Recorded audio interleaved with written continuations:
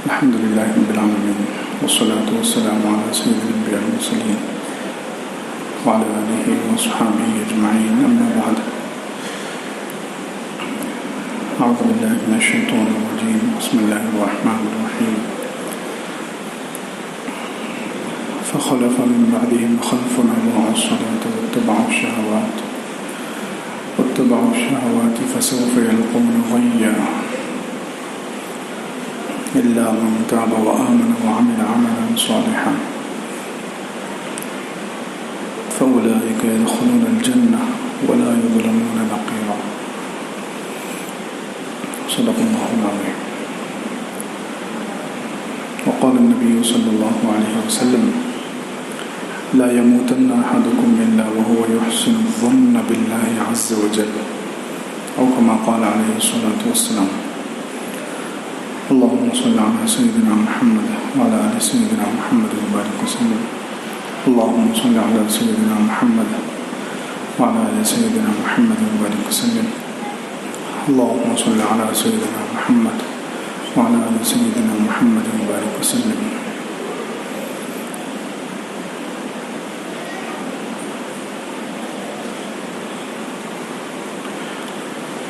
بزرگان محترم، حضور اقدس صلی اللہ علیہ وسلم کی مبارک سیرت کا تذکرہ چل رہا ہے. حضور اقدس صلی اللہ علیہ وسلم کی آخری بیماری میں مرض الوفات، جس بیماری میں آپ صلی اللہ علیہ وسلم کا انتقال ہوا، اس کے واقعات بیان کیے جا رہے ہیں. بہت سارے واقعات بیان ہو چکے ہیں. اسی بیماری کے دوران ایک مرتبہ حضرت صلی اللہ علیہ وسلم پر بار بار بے ہوشی کے دورے پڑ رہے تھے، بار بار غشی طاری ہو رہی تھی. اب حضور صلی اللہ علیہ وسلم کی پاک بیویاں جو آس پاس تھی، انہوں نے سمجھا کہ آپ صلی اللہ علیہ وسلم کو ذات الجنب کی بیماری ہے. ذات الجنب ایک بیماری ہے جس میں انسان کو دورے پڑتے ہیں، یعنی بار بار بے ہوشی طاری ہوتی ہے، پھر انسان کو ہوش آتا ہے. تو اب حضور اقدس صلی اللہ علیہ وسلم کو بھی بار بار بے ہوشی ہو رہی تھی اور بار بار افاقہ ہو رہا تھا. تو حضور صلی اللہ علیہ وسلم کی پاک بیویوں نے یہ سمجھا کہ آپ کو بھی ذات الجنب کی بیماری ہے، اور انہوں نے وہ ذات الجنب کی بیماری جو ہوتی ہے اس میں لدوت ایک دوا منہ میں بائیں طرف رکھی جاتی ہے اس کا علاج کرنے کے لیے. تو جتنی عورتیں تھیں وہاں پر حضور صلی اللہ علیہ وسلم کی بیویاں بھی تھیں، اور حضرت اسماء بنت عمیس رضی اللہ عنہ یہ بھی تھی. انہوں نے سوچا کہ حضور صلی اللہ علیہ وسلم کو وہ ذات الجنب بیماری کی جو دوا ہے لدود منہ میں بائیں طرف رکھنا وہ دیں گے. تو حضور اقدس صلی اللہ علیہ وسلم نے منع کیا. حضور صلی اللہ علیہ وسلم نے منع کیا. اب حضور صلی اللہ علیہ وسلم کا منع کرنا اس وجہ سے تھا کہ مجھے یہ بیماری نہیں ہے، مجھے یہ بیماری نہیں ہے. تم جو بیماری متعین کر رہی ہو، بیماری کی جو تم تشخیص کر رہی ہو، یہ صحیح نہیں ہے. اس لیے حضور صلی اللہ علیہ وسلم نے منع کیا. لیکن منع کرنے کے بعد آپ صلی اللہ علیہ وسلم پر بے ہوشی طاری ہو گئی. تو ازواج مطہرات اور جو بیویاں تھیں انہوں نے یہ سمجھا کہ حضور صلی اللہ علیہ وسلم اس لیے منع کر رہے ہیں جیسے عام طور پر مریض، عام طور پر بیمار دوا کھانے سے منع کرتا ہے. تو انہوں نے بے ہوشی کی حالت میں حضور صلی اللہ علیہ وسلم کو وہ دوا پلا دی، بائیں طرف منہ میں وہ دوا رکھ دی. اب حضور صلی اللہ علیہ وسلم کو جب ہوش آیا تو حضور صلی اللہ علیہ وسلم نے پوچھا کہ کیا تم نے وہ دوا دے دی؟ تو کہا ہاں. اللہ کے رسول صلی اللہ علیہ وسلم نے ارشاد فرمایا اس کا قصاص، اس کا بدلہ لیا جائے گا. جتنی عورتیں یہاں پر شریک ہیں سب کو یہ لدود کیا جائے گا. کیوں؟ اس لیے کہ یہ ذات الجنب کی جو بیماری ہے یہ شیطان کے اثر سے ہوتی ہے. شیطان کسی پر اثر کرتا ہے، اس کی وجہ سے یہ دورے پڑتے ہیں. اور مجھ پر چونکہ میں نبی ہوں، نبیوں پر شیطان کا اثر نہیں ہوتا. تو تم نے غلط بیماری متعین کی اور غلط دوا دی، اس لیے جتنی بیویاں تھیں سب کو قصاص بدلے کے طور پر اللہ کے رسول صلی اللہ علیہ وسلم نے وہ دوا پلوائی، حتیٰ کہ حضرت میمونہ رضی اللہ عنہ روزے سے تھی، روزہ توڑ کر ان کو وہ دوا پلوائی گئی، نفل روزہ تھا ان کا، بعد میں وہ قضا کر لیں گے۔ صرف حضرت عباس رضی اللہ عنہ جو حضور صلی اللہ علیہ وسلم کے چچا تھے، ان کو وہ دوا نہیں پلوائی گئی۔ اللہ کے رسول صلی اللہ علیہ وسلم نے ارشاد فرمایا یہ اس میں شریک نہیں تھے، وہ راضی نہیں تھے اس دوا پلوانے پر، اس لیے ان کو وہ دوا نہیں پلوائی گئی، باقی سب کو اللہ کے رسول صلی اللہ علیہ وسلم نے پلوائی۔ خیر، اور اسی بیماری میں جب اللہ کے رسول صلی اللہ علیہ وسلم پر بخار کی شدت تھی، بار بار بے ہوشی طاری ہو رہی تھی، تو حضرت عائشہ رضی اللہ عنہ کہتی ہیں کہ وہ بار بار سورہ فلق، سورہ ناس، معوذتین جس کو کہتے ہیں، یہ حضرت عائشہ رضی اللہ عنہ پڑھ کر اللہ کے رسول صلی اللہ علیہ وسلم کے مبارک ہاتھ پر پھونکتی، اور وہ حضور صلی اللہ علیہ وسلم کا ہاتھ خود آپ صلی اللہ علیہ وسلم کے جسم پر پھیرتی۔ حضرت عائشہ رضی اللہ عنہ کہتی ہیں میں یہ سمجھتی تھی کہ میرے ہاتھ سے زیادہ اللہ کے رسول صلی اللہ علیہ وسلم کے ہاتھ بابرکت ہیں، اس لیے وہ سورہ فلق اور سورہ ناس پڑھ کر اللہ کے رسول صلی اللہ علیہ وسلم کے مبارک ہاتھوں پر پھونکتی اور ان ہاتھوں کو حضور صلی اللہ علیہ وسلم کے جسم پر پھیر لیتی۔ خیر، اسی بیماری میں پھر حضور اکرم صلی اللہ علیہ وسلم نے بیماری میں انتقال سے 3 دن پہلے اپنی امت کو وصیت فرمائی، ایک اہم عمل کی طرف اشارہ فرمایا۔ کیا فرمایا؟ لا يموتن احدكم الا وهو يحسن الظن بالله عز وجل، او كما قال علیہ الصلوۃ والسلام، تم میں سے کسی کی موت نہ آئے مگر اس حال میں کہ وہ اللہ کے ساتھ اچھا گمان رکھتا ہو، اللہ کے ساتھ اچھا گمان رکھتا ہو۔ یہ بڑی اہم بات اور بڑی اہم صفت اور بہت اہم عمل کی طرف حضور اکرم صلی اللہ علیہ وسلم نے اشارہ فرمایا، کیونکہ انسان اگر اللہ سے ہی بدگمان ہو جائے تو ساری خیر اور ساری بھلائی کا دروازہ اپنے اوپر بند کر لے گا۔ جو اللہ سے بدگمان ہو گیا، نعوذ باللہ، آج کل جیسے عام طور پر شکوہ شکایتیں مسلمانوں کی زبان پر عام ہیں، سب کہتے ہیں کہ ہمارے ساتھ ایسے کیوں ہو رہا ہے، ہمارے اوپر بیماریاں کیوں مسلط ہو رہی ہے۔ اللہ تعالیٰ سے یہ شکوہ اور شکایتیں، یہ بدگمانی ہے، یہ حرام ہے۔ اللہ تعالیٰ سے بدگمانی، برا گمان اللہ کے بارے میں کہ ہمارے ساتھ اللہ تعالیٰ یہ کیوں کر رہا ہے، ہمارے اوپر یہ مصیبت کیوں آ رہی ہے، ہمارے ساتھ ایسا کیوں ہو رہا ہے، یہ بدگمانی ہے اللہ تعالیٰ کے ساتھ، یہ حرام ہے۔ مسلمان کو ہر حال میں اللہ کے ساتھ اچھا گمان رکھنے کا حکم دیا گیا ہے، اور بہت بڑی عبادت ہے یہ، اس لیے اللہ کے رسول صلی اللہ علیہ وسلم نے آخر وقت میں یہ وصیت فرمائی کہ تم میں سے کسی کی موت نہ آئے مگر اس حال میں کہ وہ اللہ کے ساتھ اچھا گمان رکھتا ہو، حسن ظن، اللہ کے ساتھ اچھا گمان۔ ایک بہت بڑے بزرگ گزرے، مالک بن دینار رحمۃ اللہ علیہ، ان کا جب انتقال ہوا تو انہیں کسی بڑے عالم نے، محدث نے اپنے خواب میں دیکھا اور ان سے پوچھا کہ اللہ تعالیٰ نے تمہارے ساتھ کیا معاملہ کیا، اللہ تعالیٰ نے تمہارے ساتھ مرنے کے بعد کیا معاملہ کیا؟ تو انہوں نے عجیب بات فرمائی، انہوں نے کہا کہ میں تو گناہ بہت لے کر پہنچا تھا، میں جب اللہ کے پاس گیا تو میرے پاس گناہ بہت تھے، گناہوں کا انبار لے کر پہنچا تھا، لیکن مجھے جو اللہ کے ساتھ اچھا گمان تھا، اس گمان کی وجہ سے اللہ نے میری بخشش کر دی۔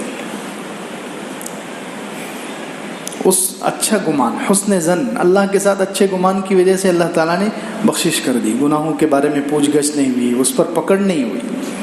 تو دیکھیں، اللہ کے ساتھ اچھا گمان ہمیشہ، شیطان جو ہے اللہ سے بدگمان کر مسلمان کو کراتا ہے۔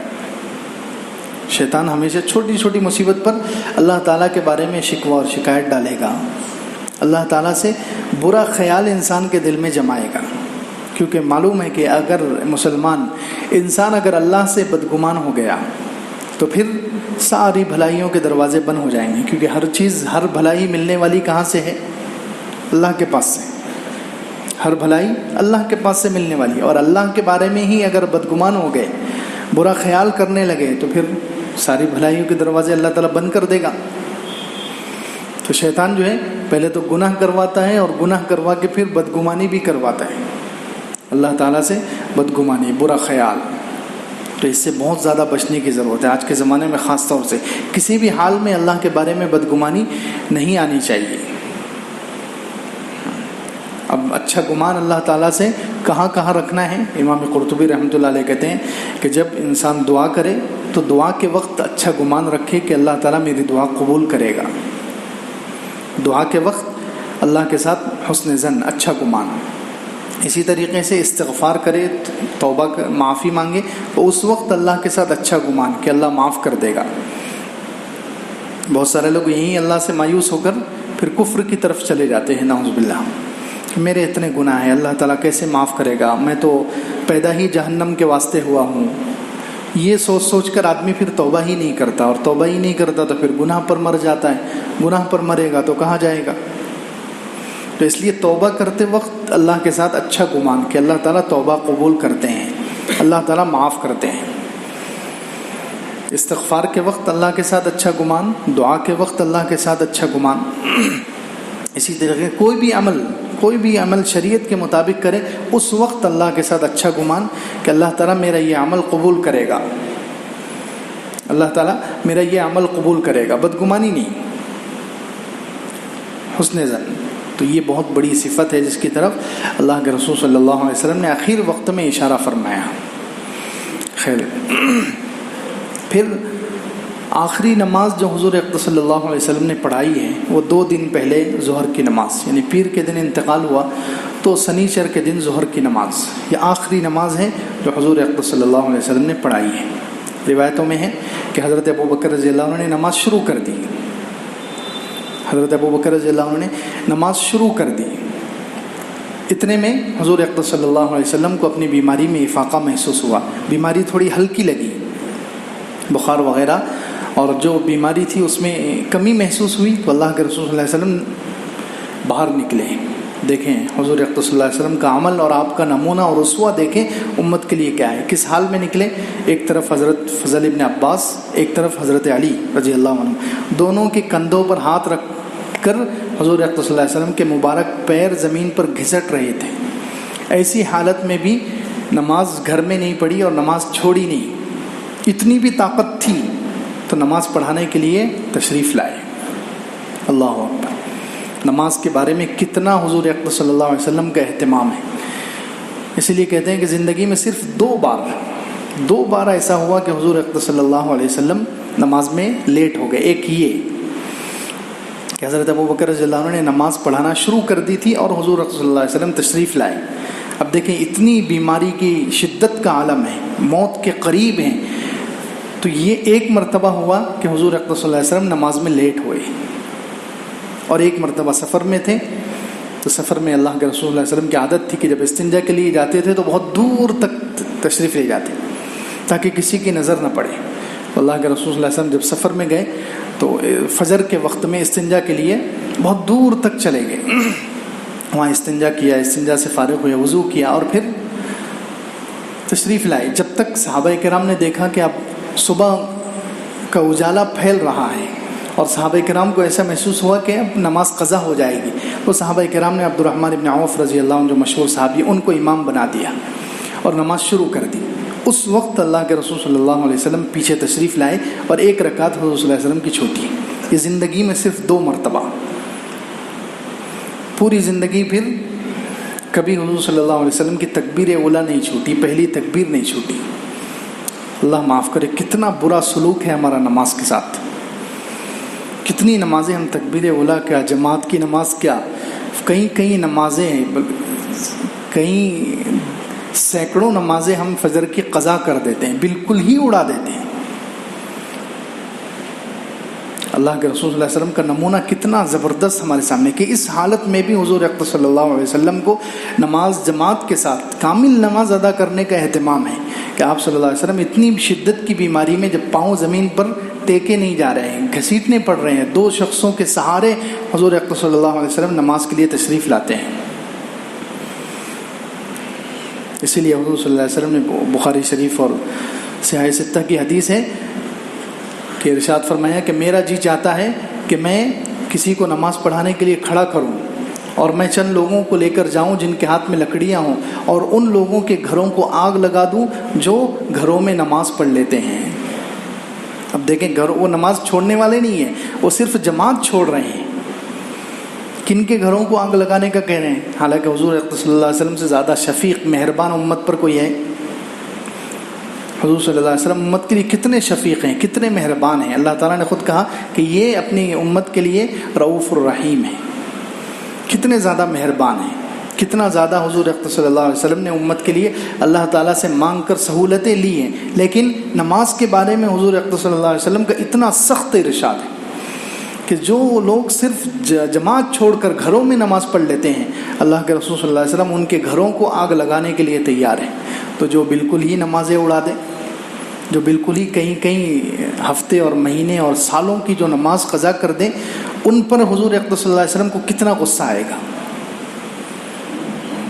تو نماز اتنی اہم عبادت ہے، اسی لیے قرآن پاک میں اللہ تعالیٰ نے سورہ مریم میں چند نبیوں کا تذکرہ کیا، حضرت موسیٰ علیہ السلام، حضرت ادریس علیہ السلام، حضرت ہارون علیہ السلام، اور بہت سارے نبیوں کا تذکرہ کیا، اور اس کے بعد ارشاد فرمایا فخلف من بعدہم خلف اضاعوا الصلاۃ، کہ ان نبیوں کے بعد ان کی کچھ اولادیں ایسی پیدا ہو گئی جنہوں نے نماز کو ضائع کیا اور شہوتوں کا اتباع کیا، ان قریب وہ یلقون غیا، غی یعنی جہنم کے ایک طبقے میں جائیں گے۔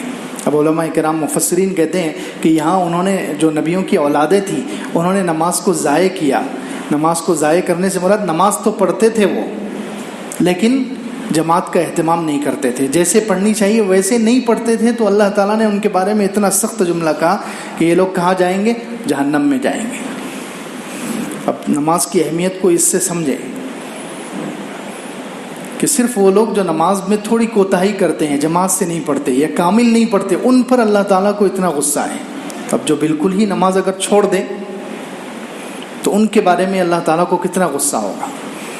تو اس لیے اس عمل سے جو ہے ہم اپنے اندر تبدیلی لانے کی کوشش کریں کہ حضور اقدس صلی اللہ علیہ وسلم آخر وقت میں جو آخری نماز حضور اقدس صلی اللہ علیہ وسلم نے پڑھائی ہے وہ اس حال میں پڑھائی ہے کہ دو آدمیوں کے سہارے گھسٹتے ہوئے مسجد نبوی میں تشریف لائے۔ حضرت ابوبکر رضی اللہ عنہ نماز شروع کر چکے تھے۔ اب جیسے ہی حضرت ابوبکر رضی اللہ عنہ کو نماز میں محسوس ہوا کہ اللہ کے رسول صلی اللہ علیہ وسلم تشریف لا رہے ہیں، اب حضور صلی اللہ علیہ وسلم کا جو حجرہ تھا، حضور صلی اللہ علیہ وسلم کا جو گھر تھا وہ سامنے کی طرف تھا، اس لیے سب صحابہ کرام کو محسوس ہو جاتا تھا حضور صلی اللہ علیہ وسلم تشریف لا رہے ہیں گھر میں سے۔ نماز کے دوران بھی، نماز پڑھتے ہوئے بھی صحابہ کرام کو محسوس ہو رہا ہے۔ اس کا مطلب حضور صلی اللہ علیہ وسلم کا جو کمرہ ہے، حضور صلی اللہ علیہ وسلم کا جو گھر ہے جس میں حضرت عائشہ رضی اللہ عنہ رہتی تھی، وہ سامنے کی طرف تھا۔ اگر پیچھے کی طرف ہوتا تو صحابہ کرام کو کیسے محسوس ہوتا؟ تو اسی لیے یہاں ایک روایت اور آگے بھی ایک روایت بیان کی جائے گی جس میں صحابہ کرام کو محسوس ہوا نماز کے دوران کہ حضور صلی اللہ علیہ وسلم آ رہے ہیں یا حضور صلی اللہ علیہ وسلم دیکھ رہے ہیں۔ بخیر حضرت ابوبکر رضی اللہ عنہ نے نماز شروع کر دی ظہر کی، اور محسوس ہوا کہ اللہ کے رسول صلی اللہ علیہ وسلم تشریف لا رہے ہیں، تو حضرت ابوبکر رضی اللہ عنہ پیچھے ہٹنے لگے۔ نماز کے دوران ہی مصلی چھوڑ کر وہ پہلی صف کی طرف جانے لگے تاکہ حضور اقدس صلی اللہ علیہ وسلم مصلی پر امامت کی جگہ کھڑے ہو جائیں۔ تو اللہ کے رسول صلی اللہ علیہ وسلم نے انہیں اشارے سے منع کیا کہ تم مکانک اپنی جگہ پر ٹھہرے رہو۔ اب حضرت ابوبکر صرف تھوڑا پیچھے ہٹ گئے۔ اللہ کے رسول صلی اللہ علیہ وسلم حضرت ابوبکر کی بائیں طرف، حضرت ابوبکر کے بائیں ہاتھ پر، یعنی حضور صلی اللہ علیہ وسلم امام بن گئے اور حضرت ابوبکر کے امام بن گئے۔ اس طریقے سے علماء نے لکھا ہے کہ حضرت ابوبکر کے آگے حضور صلی اللہ علیہ وسلم تھوڑا آگے تھے، اور اتنی باریک آواز حضور صلی اللہ علیہ وسلم کی بیماری کی وجہ سے، سخت بیماری، اب گھسٹ کر تشریف لا رہے ہیں تو اندازہ لگائیے کتنے بیمار ہوں گے۔ تو ظاہر سی بات ہے اس لیے آواز نہیں نکل رہی ہے۔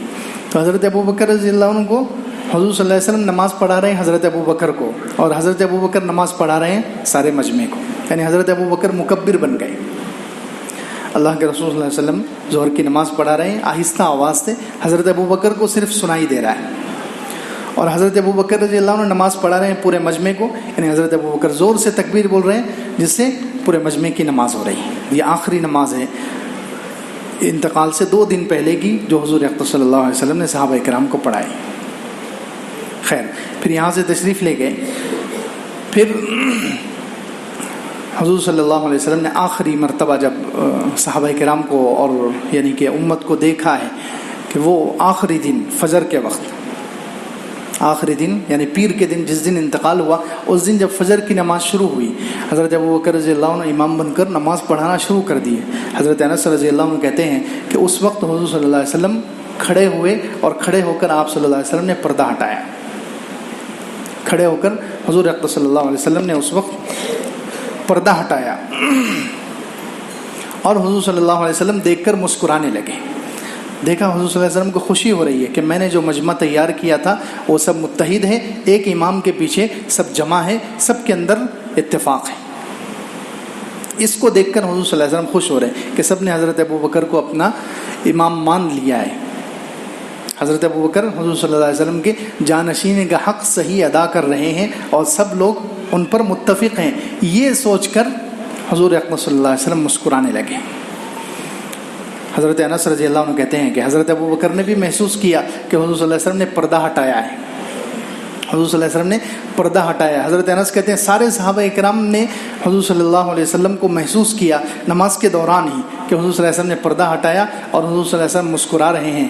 تو حضرت انس رضی اللہ عنہ کہتے ہیں کہ حضور صلی اللہ علیہ وسلم کے مسکرانے کی وجہ سے نماز ہی میں صحابہ اکرام کو ایسی خوشی محسوس ہوئی، قریب تھا کہ ہم نماز توڑ دیں خوشی کے عالم میں، کیونکہ ابھی تک سخت بیماری میں تھے. حضور اکرم صلی اللہ علیہ وسلم خود سے کھڑے نہیں ہو پا رہے تھے، لیکن اب یہ پیر کا دن صبح جس دن انتقال ہوا اس دن فجر کے وقت جو ہے حضور صلی اللہ علیہ وسلم خود سے کھڑے ہوئے ہیں، پردہ ہٹا کر دیکھ رہے ہیں. تو اس پر صحابہ کرام کو خوشی ہو رہی کہ 2 دن پہلے جب نماز کے لیے تشریف لائے تھے تو 2 آدمیوں کے سہارے آئے تھے، خود سے کھڑے ہونے کی طاقت نہیں تھی، لیکن اب اللہ کے رسول صلی اللہ علیہ وسلم خود سے کھڑے ہوئے اور دیکھ رہے ہیں، مسکرا رہے ہیں. تو کہتے ہیں فَهَمَمْنَا أَن نَفْتَتِن، تو ہمیں محسوس ہوا کہ کہیں ہم فتنے میں نہ پڑ جائیں، اللہ کے رسول صلی اللہ علیہ وسلم کو دیکھ کر کہیں ہماری نماز نہ ٹوٹ جائے.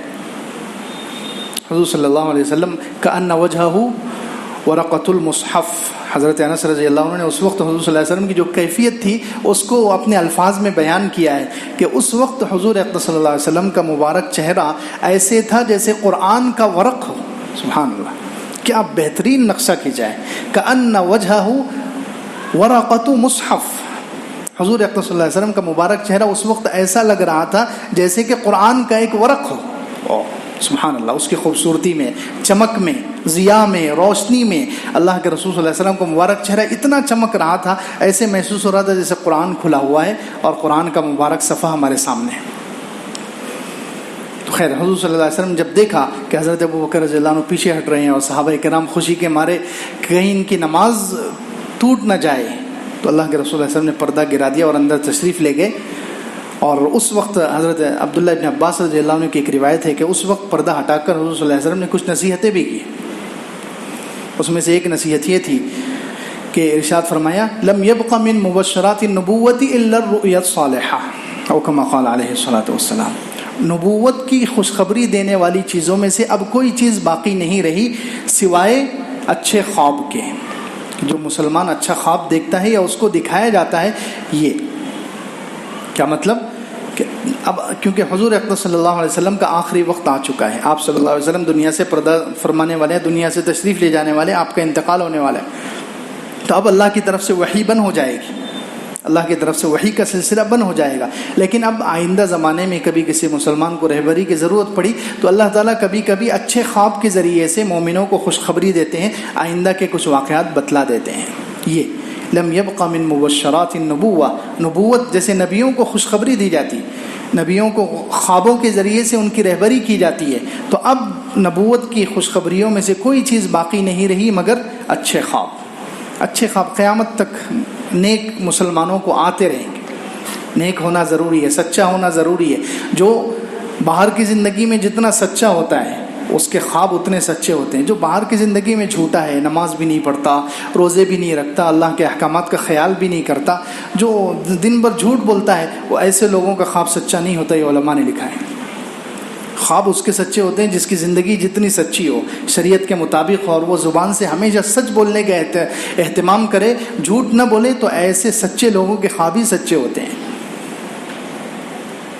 تو خیر فرمایا کہ قیامت تک اب صرف یہ چیز باقی رہ گئی، خوشخبری، جو نبوت کی خوشخبری جن چیزوں سے دی جاتی ہے، تو ایک اچھے خواب باقی رہ گئے کہ جو مسلمان کو دکھائے جاتے ہیں یا مسلمان ان کو دیکھتا ہے اور اس کے ذریعے سے اس کو خوشخبری ملتی ہے.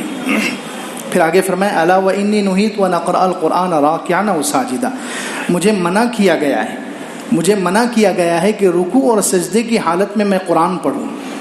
رکوع اور سجدے میں قرآن نہیں. قرآن پڑھا جائے گا نماز میں صرف قیام میں کھڑے ہو کر. یہ قرآن کی عظمت کا تقاضا ہے، اللہ کا کلام ہے، تو اس لیے وہ انسان جب جھکا ہوا ہے رکوع میں یا سجدے میں بالکل اللہ کے سامنے زمین پر اپنی سر اور پیشانی کو رگڑ رہا ہے، ایسے وقت میں قرآن نہیں پڑھا جائے گا. ایسے وقت میں قرآن پڑھنا گویا بے ادبی ہے. اس لیے کہا مجھے منع کیا گیا ہے کہ رکوع اور سجدے کی حالت میں میں قرآن پڑھوں. اما الرکوع فعظموا فیہ الرب، رکوع میں تو تم اپنے رب کی تعظیم بیان کرو. سبحان ربی العظیم جو ہم پڑھتے ہیں، جتنا ہو سکے اپنے رب کی تعظیم بیان کرو اس میں.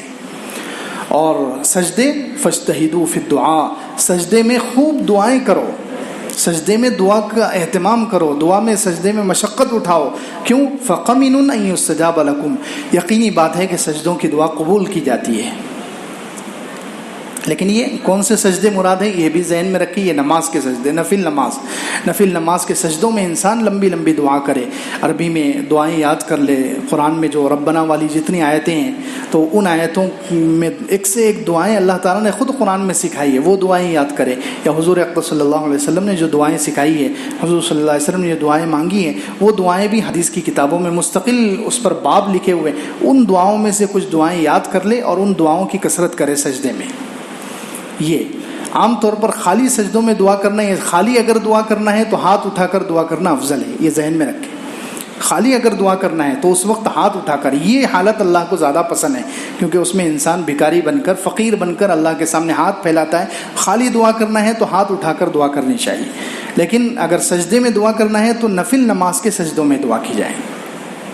خیر، یہ حضور اقدس صلی اللہ علیہ وسلم نے آخری وصیت فرمائی. اس کے بعد پھر حضور صلی اللہ علیہ وسلم کچھ دن، آخری دن زندہ رہے اور کچھ حالات پیش آئے، وہ انشاءاللہ آئندہ ہفتے. وآخر دعوانا الحمدللہ.